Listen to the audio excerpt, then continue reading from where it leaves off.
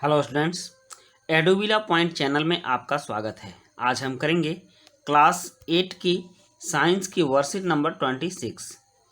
आज के वर्कशीट में हम लोग जंतुओं में जनन को जानेंगे। तो चलिए शुरू करते हैं। लेकिन इससे पहले मैं बता दूं कि हमारे चैनल पर जो 1 to 5 का आता था वर्कशीट, वो सारी वर्कशीट अब एडोबिला point new channel KG to 5 बनी है। तो आप उस चैनल से बच्चों को वर्कशीट देखने के लिए प्रेरित कर सकते हो और उसको सब्सक्राइब भी कर सकते हो। तो चलिए शुरू करते हैं। हम जानते हैं कि पाचन, परिसंचरण, उत्सर्जन, श्वसन आदि जैव प्रक्रम हर जीव के उत्तरजीविता के लिए अति आवश्यक है। इसका मतलब क्या हुआ, इसको समझ लेते हैं। हर जीव के लिए पाचन, जो भोजन करते हैं उसका पचना बहुत जरूरी है। परिसंचरण मतलब एक जगह से दूसरी जगह शरीर में जाना, जैसे रक्त परिसंचरण होता है, भोजन के कणों का परिसंचरण होता है, हम जो सांस लेते हैं उसमें ऑक्सीजन का परिसंचरण होता है। तो ये सारी चीज़ें आवश्यक है। उत्सर्जन, जो चीज़ हम खाते हैं और पचने के बाद जो अवशिष्ट बचता है उसका शरीर से बाहर निकलना उत्सर्जन कहलाता है। तो यह उत्सर्जन भी आवश्यक है। और श्वसन, सांस लेना भी आवश्यक है। तो जिंदा रहने के लिए ये सभी कार्य जरूरी हैं, पाचन, परिसंचरण, उत्सर्जन, श्वसन आदि। लेकिन जनन का प्रक्रम जीवों की जाति की निरंतरता बनाने के लिए आवश्यक है। एक और कार्य है, वो है जनन। जनन का मतलब होता है अपने जैसे संतान की उत्पत्ति करना। तो जीवों की जाति की निरंतरता बनाने के लिए यह बहुत आवश्यक है। जरा सोचो, क्या होता यदि जीव जनन नहीं करते। एक जीव के बाद दूसरे जीव अगर जन्म नहीं लेते तब क्या होता। तब लगता सारी सृष्टि जीव शून्य हो गई, विलुप्त हो जाएंगे सारे प्राणी और यहाँ कोई नहीं बचेगा। जीव अमर नहीं होते, सबको मरना होता है। सभी जीवों का जीवन काल होता है जिसमें वे जन्म लेते हैं और मरते हैं। सभी एक दिन जन्म लेते हैं और एक दिन मरते हैं। ये सारे जीवों के साथ होता है। यह कैसे सुनिश्चित होता है कि प्रकृति में जीवन चलता रहे। जब सारे मर ही जाते हैं तब फिर आगे जीवन कैसे चलता रहेगा, जीव जंतु कैसे आएंगे। तो जीवन की निरंतरता के लिए कोई प्रक्रम तो होना चाहिए, मतलब कोई ऐसा कार्य होना चाहिए जिससे जीवन की निरंतरता बनी रहे, धरती पर जीव जंतु उपलब्ध रहें। वह क्रिया जो सभी जीवों को अपने जैसे जीव उत्पन्न करने में मदद करती है, वह जनन कहलाती है। जनन की क्रिया काफी इम्पोर्टेंट है और यह क्रिया अपने जैसे जीव उत्पन्न करने में मदद करती है। इसे हम लोग जनन कहते हैं।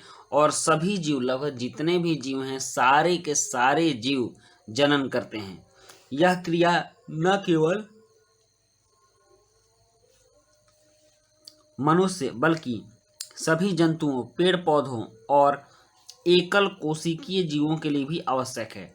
मतलब जनन की प्रक्रिया जंतुओं में होती है, पेड़ पौधों में भी होती है और यहाँ तक कि एकल कोशिका, जो आप अमीबा पढ़े हैं, अमीबा में भी जनन होता है। यह प्रक्रम हर जीव की जाति की निरंतरता को सुनिश्चित करता है और जीवन को विलुप्त होने से बचाता है। अगर जनन न हो तो धरती पर से जीवन विलुप्त हो जाएगा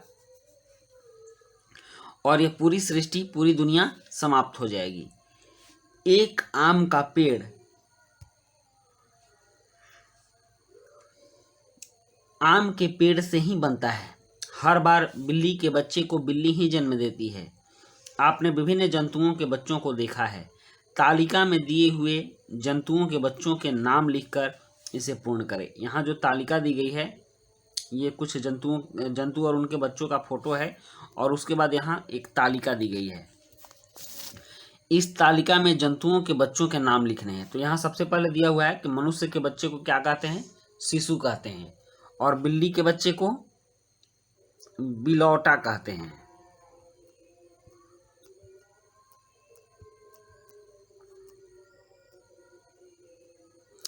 बिलौटा। उसके बाद कुत्ता के बच्चे को क्या कहते हैं? तो कुत्ता के बच्चे को पिल्ला कहते हैं।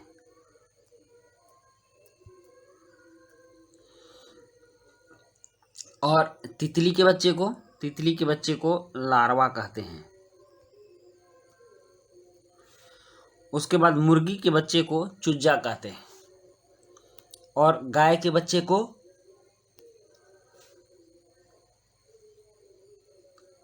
बछड़ा कहते हैं। गाय के बच्चे को बछड़ा कहा जाता है। और मेढक के बच्चे को टेडपोल कहते हैं।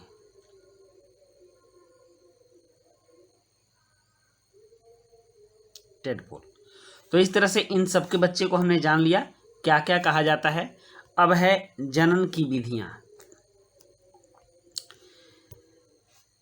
पादपों की तरह जंतुओं में भी जनन की दो विधियां होती हैं। पहला लैंगिक जनन और अलैंगिक जनन।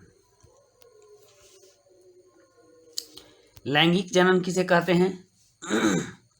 नर युग्मक मतलब नर प्राणी एवं मादा युग्मक के संलयन द्वारा जब नर और मादा मिलकर संलयन करते हैं तो इस प्रकार के जनन को लैंगिक जनन कहते हैं। इस क्रिया में दो जीव नर और मादा मिलकर नई संतति को मतलब नए संतान को बनाते हैं।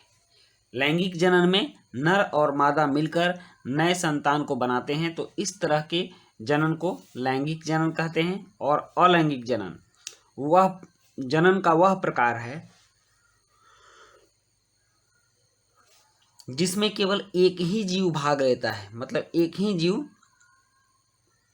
अपने संतान की उत्पत्ति कर देता है। जैसे आप कोशिका अमीबा को ले सकते हो। अमीबा खुद ही अपने संतान की उत्पत्ति कर देता है। तो इस तरह से जनन दो तरीके से होता है, एक लैंगिक जनन और दूसरा अलैंगिक जनन। अब यहाँ कुछ प्रश्न दिए गए हैं और इन प्रश्नों को हमें स्वयं करके जांचना है। जैसे जनन को परिभाषित कीजिए, जीवों में जनन के महत्व को स्पष्ट कीजिए, क्या होता यदि जीव जनन नहीं करते। और प्रश्न 4 है, जीवों में जनन की विभिन्न विधियां क्या हैं। तो चलिए शुरू करते हैं इन प्रश्नों के उत्तर को। इसके लिए हम लोग आंसर शीट पर चलते हैं। प्रश्न 1 है, जनन को परिभाषित कीजिए। तो इसका उत्तर है वह क्रिया जो सभी जीवों को अपने जैसे जीव उत्पन्न करने में मदद करती है वह जनन कहलाती है। और प्रश्न 2 है, जीवों में जनन के महत्व को स्पष्ट कीजिए। तो इसका उत्तर है जनन हर जीव की जाति की निरंतरता को सुनिश्चित करता है और जीवन को विलुप्त होने से बचाता है। ये इसका बहुत बड़ा महत्व है। और उसके बाद प्रश्न 3 है, क्या होता यदि जीव जनन नहीं करते। तो उत्तर है यदि जीव जनन नहीं करते तो यह दुनिया विलुप्त हो जाती। प्रश्न 4 है, जीवों में जनन की विभिन्न विधियां क्या हैं। तो इसका उत्तर है जीवों में जनन की निम्न 2 विधियां हैं, लैंगिक जनन और अलैंगिक जनन। तो बच्चों ये थी हमारी आज की वर्कशीट। और वीडियो अगर अच्छी लगी हो तो लाइक सब्सक्राइब कमेंट जरूर कीजिएगा। मिलते हैं नेक्स्ट वीडियो में। Thank you.